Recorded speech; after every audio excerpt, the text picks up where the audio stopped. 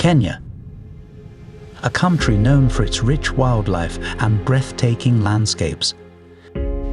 Kenya's water crisis that affects the lives of many is not hidden from the world.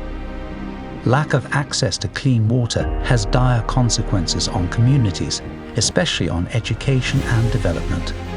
Without access to clean water, children are forced to walk long distances to fetch water, often missing out on school. But there are individuals who refuse to turn a blind eye to this crisis. Richard Corcoran, founder of the Secluded Africa Wildlife and Community Trust, and his partner Mario Enzensberger share a passion for Kenya and its people, and they set out on a mission to make a difference.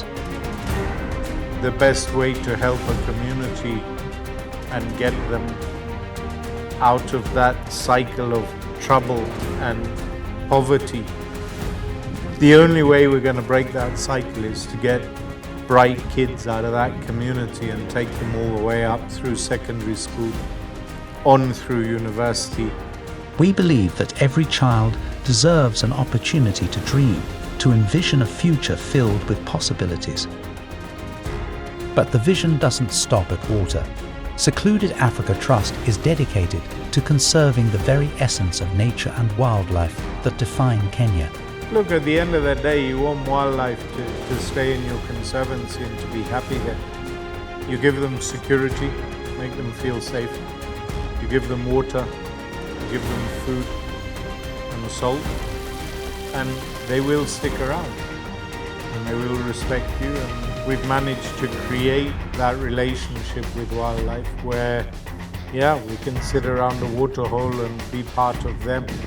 People and companies and big organizations worldwide which said, okay guys, what you're doing is not bad, we want to join it. And it's also something, all donations what we are getting are going one-to-one into the project. So we have a ranger station here, so the ranger dream can be done. You want to be a seamstress, you want to be a carpenter. So now we can give her a job, we can create a little entrepreneur out of her, and we give her some money to help to start because she has to buy material and. And to back this up, I think you've seen anti-poaching units, ranger units, tractors running up and down with water for the wildlife and the communities, education programs. We've talked about beekeeping, women empowerment programs. So we're also supporting their business to get their business off the ground. And that's then when we say, okay, mission completed. Join us in nurturing the land and its people, and be part of the change.